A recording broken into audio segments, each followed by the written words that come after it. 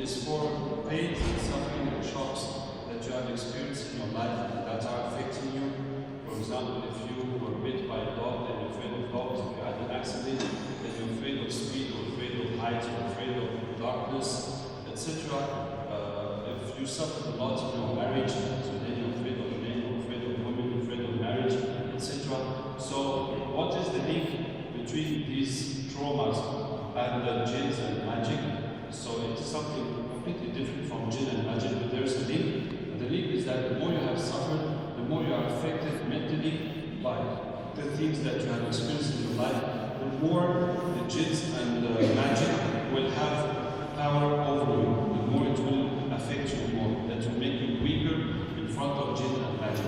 And for some people, for example, the people who are heavily possessed, who are possessed by jinns, that jinns come a lot and speak through their mouths, we will find that every time that they have suffered a lot in their lives, those traumas make the jinns so powerful with them. So we need to do psychotherapy to remove those traumas and to weaken the jinns that are on them. So what is the psychotherapy consist of? So for example, if I do it with one of you, I'll ask you to suffer a lot in your life. Tell me yes. I said okay. Close your eyes. Think of anything that made you suffer in your life and tell me what it is. I'm going to start telling. So we're going to make you tell what happened to you in a technical way that we more or less know that when you speak about your problems, that will give you some relief, that we're using that principle in a technical way, is that you are going to close your eyes and look at the thing that happened to you, and you're going to, and when you reach the point that is painful, we're going to make you repeat that pain until it is all out, and you feel okay, you feel positive about it, you don't have any more bad feelings about it, and then you continue next thing, and you make you repeat until all the pain is out. So it is very efficient and very simple, and it can be used for anything that has no relation with jinns and anything that traumatized you in your life. But for our patients, it is sometimes necessary to do it. So to show you the link with jinns, once I was doing this with one patient because he had too many jinns. So when he was repeating the pain, like I fell down or he hit me. So the jinn spoke. Suddenly the jinn saw over and spoke and said, "What are you doing?" And I told him, "What am I doing? I just wanted to see his point. I know what I'm doing, but I want to see from his point of view what is happening on the jinn side." And we're going to do psychotherapy. And he said, "You are erasing his souvenirs."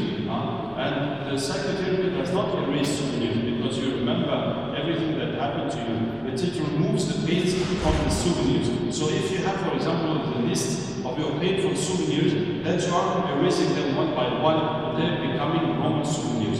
And the jinn was saying it in a way as if those painful souvenirs were something like magic for him, that allows him to hold and to grip on the patient. And that's how it is. And another time I was doing psychotherapy on a lady, and there was a jinn catcher with me, and someone came and I was explaining to him that this lady has a jinn problem, that she's also suffered a lot in her life, and we're making the psychotherapy to make that the suffering come out, so that will weaken the jinns. When the jinn of the lady spoke through the catcher, spoke through the jinn catcher, and what she was repeating, he hit me, the jinn was doing as if he was being torn as if his body was torn. So I told him what is happening in the brain of this patient is projected on the body of this catcher. What is happening in her brain when she's repeating that painful souvenir now is projected, you can see it on this body. You see, it's like if you put a projector on someone's side and then you have what's happening on his inside, his brain is projected on the screen. So this is something fantastic. So when we saw this, we decided to make a video of it. So we did video in English, French and Arabic, that we take a patient that has jinn issues and also mental issues, and we'll do his psychotherapy. And why we are doing psychotherapy, we bring the jinn into the catcher and we don't treat or eye on him, we just watch what is happening to the jinn when the person is repeating his psychotherapy. And that's really something fantastic. So alhamdulillah, that also shows how far we have reached, alhamdulillah, in understanding the human brain and the human mental and the jinns and the suffering and how everything is working on a person. Okay, you have those videos on YouTube. So this is one part of our job, that is the psychotherapy, and it is easy to learn and easy to apply, and it is wonderful to help people that have been traumatized and blocked for some situations for years and years and years, and just in a few minutes they get relieved very easily. May Allah Ta'ala help us. And the other points I wanted to tell you, yes, is that we have 5 objectives in our work. So the first objective is to relieve the people who suffer and are blocked in their lives. The second is to protect the iman of Muslims from shirk. And the third objective is a da'wah for non-Muslims. And I think that South Africa can be a great place to do this da'wah for non-Muslims, because Indians have a very good position in society, and we have this experience already with the da'wah for Zulus in this madrasa in Escort that is especially done for Zulus, and they're so much affected by jinns, and they turned into raqis and catchers, so that will really help those people. And that's our third objective. Our fourth objective is to fight the magic and the shirk, and you see with jinn catching that any magician, you can take off his jinns, make them become Muslim, turn their back against him, and that will make him lose his power. And the fifth objective is to bring the business of ruqya, because some people do it and charge a lot and keep it secret. So we break that by showing it freely to everybody and teaching it for free and training anyone who wants to be trained on ruqya. Next thing I'm going to tell you that in the training we have 18 courses in 3 levels. Level 1 is practice of ruqya. To practice ruqya, that has 6 courses. 1 is risks and protections. The second is cupping. The third is reading the ruqya. The fourth is the treatment, explaining the patient to do the treatment. The fifth is symbols that are used in magic. And the sixth is diagnostic. So when you have completed these 6 courses, you can practice ruqya. You can do ruqya, you can treat people. And the second level of training is professionalization, how to get deeper and professional in the knowledge of ruqya. So that also has 6 courses. 1 is jinn catching. So the brother that was here is the catcher, and I am the pilot. We call that the pilot. So we're going to learn how to pilot, what to read, and how to deal with jinns, and how to get a jinn catcher in the first place, and how to use the jinn catcher. And the second course is psychotherapy that I told you about, and the third course is a spiritual program. So we have a spiritual program to increase your humanity, your closer to Allah Ta'ala, because you cannot just do ruqya and do nothing else in Islam. You also have to improve your behavior and your faith. And the fourth course is relation with medicine. So what are the illnesses, physical illnesses that are due to magic and to mystic causes? So we have a course on that. And the fifth course is the deeds. So what are the deeds, the hadiths and the proofs of what you are doing? And the sixth course is other methods. And the third level of training is running a ruqya center. How to manage a ruqya center. As I told you, we have centers in 32 countries throughout the world. So some countries have 1 center, some countries have more than 10 centers.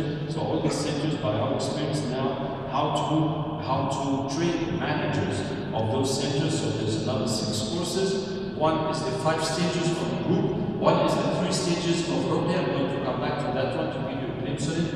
And the next one is the bayan we do to explain ruqya. The fourth one is the special training for ulama and imams. And the fifth one is money. And the sixth one is unity. So I'm going to come back now to this point that are the 3 stages of ruqya. What does that mean? That means that when we reach somewhere in our strategy of ruqya, we have 3 stages. First stage is to establish a permanent ruqya center. That is what our first aim when we come to a country like South Africa, or now we've been to Lesotho, to Zimbabwe, to Mozambique, is how to establish a permanent ruqya center that needs to do a campaign as wide as possible to create a movement and an awareness for ruqya, to train as much people as possible. As I told you, we need to train about 15 people to get 2 or 3 that will continue doing it professionally, and that needs to work with the religion, with the religious officials, with the ulamas and the representatives of religion, so we will cooperate together, and also with the country officials to be doing. And the second stage after that is expansion. And this is what we have been doing in South Africa for the second campaign, is expansion, because we already have Ruqya centers. So first is expansion geographically by going to the other cities, and eventually by establishing more than one center if it is a very big city. And second expansion is through medias, and we still are not through that, but we still have to work on it, is that we try to go to any kind of medias and to work with them. I give you an example. In Ivory Coast, we have a great partnership with a media that is called Hello Police. So this is a newspaper that only talks about these various things happening in society. Someone was killed, someone was raped, this thing took fire, these different events. So this is a newspaper that only talks about that. Hello Police, that you see some police, this and that is happening, these kinds of events. And what the partnership we have with them is that when there is something mystic happening, they will come to us and say, we found a body and his parts were cut off and this, that, or anything that seems mystic, that there is a road that they can't build because the forest is said to have jinns and those jinns are bothering the builders. So what we do, we catch those jinns and see what is happening behind it and break the mystic that is behind it, then put it in the newspaper, and the people are very greedy to hear what jinns say about these things. And of course it is advertisement for us, and it is also breaking those mystic things. So for example, if someone was killed and his parts of his body were taken for magic, so when we do the magic, that magic will be broken, and that power he was seeking with that sacrifice will be broken and will turn back against him. So it is a service for society to clear it out from all these evil people, and it is good for the newspaper and good for us, you see. And the third expansion is working with medical corps. And we, alhamdulillah, we have many doctors that are our patients and that suffer physically, and they know it is not medical, and they come, and we want to work on this, and we need doctors to be with us, because that is the clue to it. We need doctors to be in our group and to work on explaining to other doctors and clinics and hospitals that these things that we have no clue in medicine, these people can help us for that. And the fourth expansion is with the ulama, and alhamdulillah we have done so much of this time, and I'm very, very happy about that in South Africa. So in Cape Town, for example, I have given speeches in so many Dar rooms, alhamdulillah, that all this new ulama coming and new hafiz coming, and you will have better understanding of Ruqya from the first place, and many of them want to be Iraqi, and also made Jumu'ah in Newcastle, Dar al-Ulum. I think people who know about and know what Newcastle Dar al-Ulum is, and we did also the campaign and the training, and alhamdulillah I had all these ulama and the muftis and the qadis coming to my course and understanding and learning about it.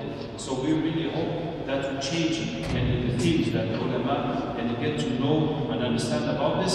And the fifth expansion is social work. Social work, that means that many drug addicts, criminals, prostitutes have magic to ruin their lives, and that's how they got into those sins. And once they are there, they get more and more jinns and they are stuck. So by doing something to them, that will help them come out of it. So for drugs, we go to rehabilitation centers, especially those run by Muslims, and offer them to introduce Ruqya in their treatment. And we really hope that's going to boost the results. And for criminals, we try to work with the people who visit the prisons, who are imams and wa'is, who go give da'wah in the prisons, so that they will help them by Ruqya, and that will help them out of their problem.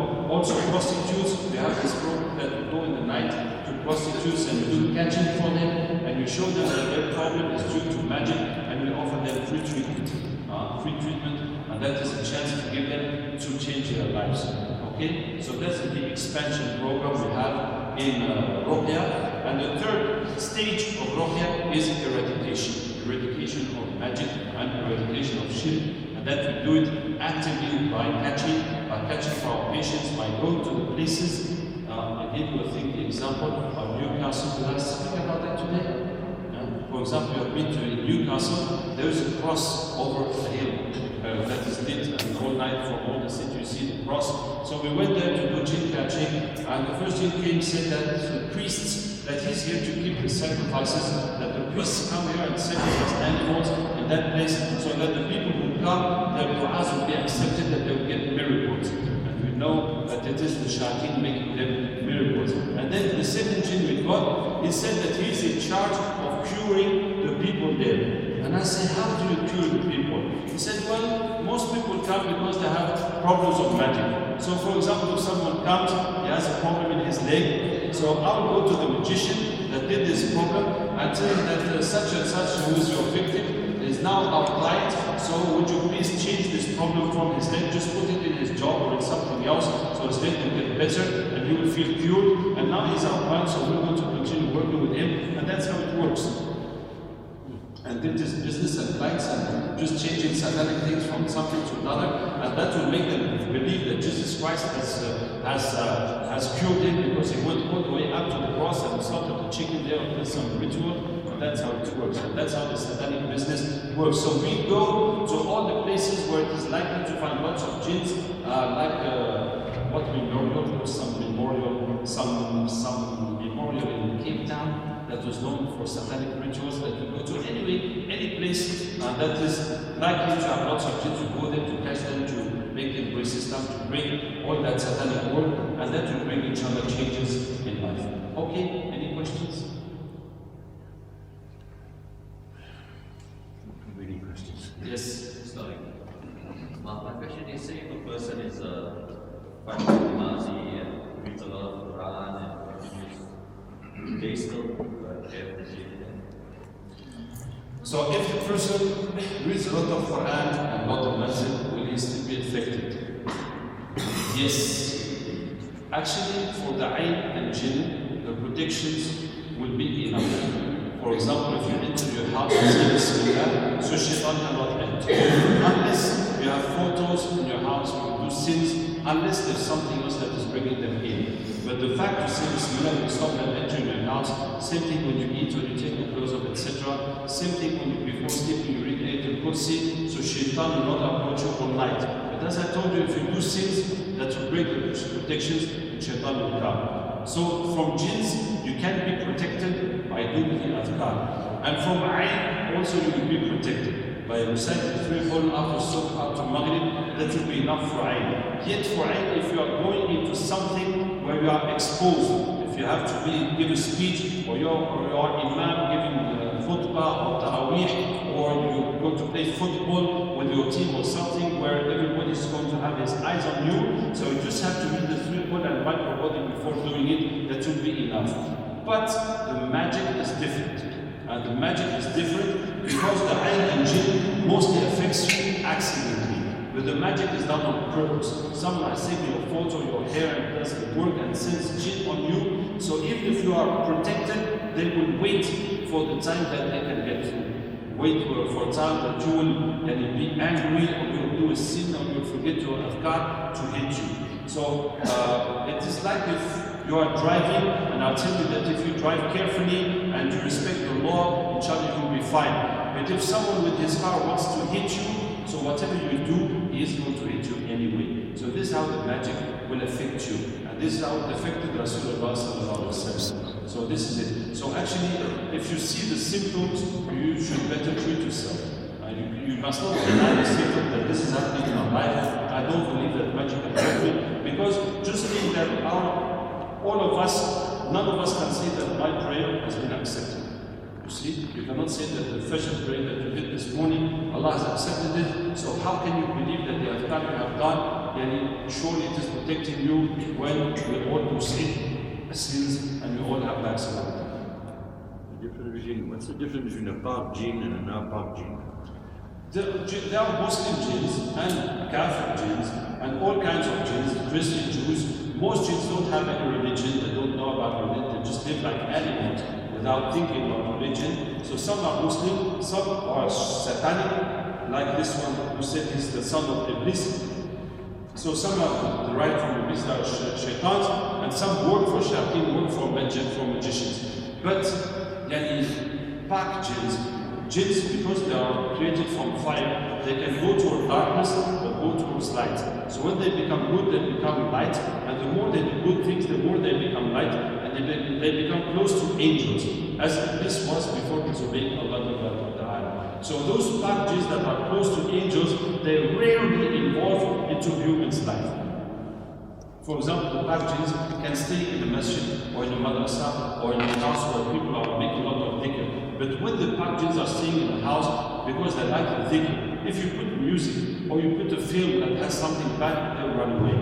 And they cannot every time run away, come back, run away, come back. They'll just leave it for good. You see? So if to have bad jinns that are living in your house, it must really be really bad. You see, really bad.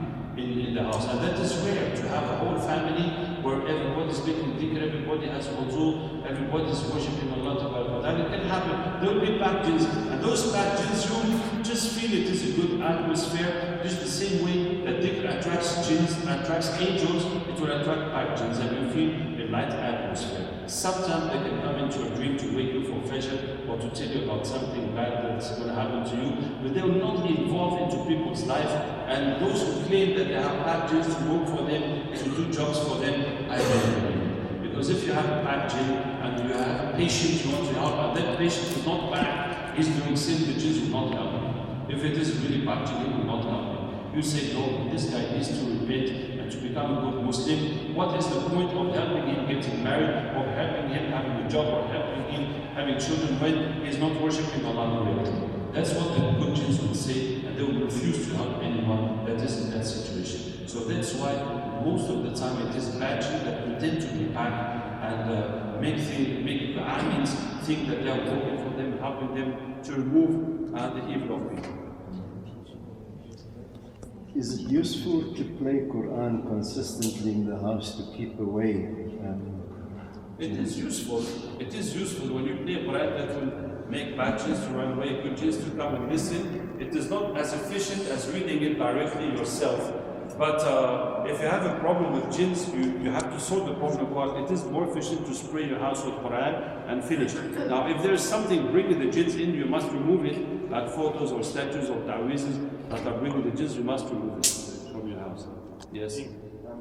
Does the Quran have any role while you're being affected, or if someone sends anything to you, any black magic or anything? From our experience, the Quran does not have any role in that. The Qarin is just here. It is a shaitan that is born with you and stuck with you all your life. He's here to make bad waswas on you, and you must fight him with dhikr. That's it, and with worshipping Allah and not disobeying to Allah Ta'ala. And it does not have any relation with the magic and ayn and jinns that are affecting you and possessing you. Can the magic come through TV and music? Magic come from TV and music? You mean some kind of mass magic? Subliminal messages. Huh? Subliminal images, like they can watch movies in it. Subliminal imaging. Can it create the magic? No, so far I did not see magic coming through TV. You know, they talk about the music videos, etc. They talk about subliminal imaging. How does that work with the jinn? No. What I know is that by TV and music, it can have effect on the mental of the person. It can sort of brainwash you or prepare you to accept things, etc. It can give you satanic messages, but not actually magic. Not in you by watching TV, and now you get hit by magic and Can you get possessed like that? No, I don't think they can send jinns on everybody who's watching TV. So 1 million people will be opening their television, and 1 million people get jinns coming on them. But it can activate the jinns that you have, or if you repeat the words that are said on the TV, that can bring jinns. But not just by watching something that the jinns will come in. Unless it is sins, so jinns will come for sins. But that's not, they're not, I mean, if you watch porno, for example, and the shayateen will come, but they come with you, they're not coming out of the television. It's like if you drink a glass of water without saying Bismillah, so shayateen will come immediately to drink with you and to come involved into your life. Immediately they will come, but they're not coming out of the television. Yes? I just wanted to know, I'm totally against ta'weez. And is there no good ta'weez by any good ulama? As I told you, that some ulama have authorized ta'weez that only contain Quran and dua. Okay? So if there's only Quran and dua, there's no shirk. Yet, I don't believe that that will help the person. I mean, if you just take one full mushaf, total mushaf, and keep it on you, I don't believe that will stop jinns or ayn or magic affecting you, or that will make the jinns that are with you uncomfortable and push them to run away. And most of the time when you take the ta'weez out of people, you find the other things that are there. And you can see all those manuals of ta'weez, you will always find those things to add and those numbers and those things. Okay, one question here is, you said 85% of people get cured, or alhamdulillah, they get cured within after 3 kafirings or whatever. Anything that you have to say about the other 15% that have to go? Well, the other 15%, some will get cured on the 4th and 5th and 6th and 7th and 8th time, and some people, their cases will last for years and will still trying to understand what is the problem. Anyway, when it goes, it becomes the rare cases that go over 3 times, and we have to, so for example, some of them, because people are repeating sihr every time, and that's why it's not finishing. That is the main issue actually. And repeating magic on them. And sometimes is that the problem of the person, it could be too deep that it's taken so much time to remove, or that we didn't manage to identify the problem correctly to remove it. Sorry, will you be offering treatment at Masjid al-Ashraf? Say again? Masjid al-Ashraf, we're there until Monday, inshallah. After that, we go to Grosby in Al-Anwar, Suleiman Nana Hall, for another 4 days, Tuesday to Friday.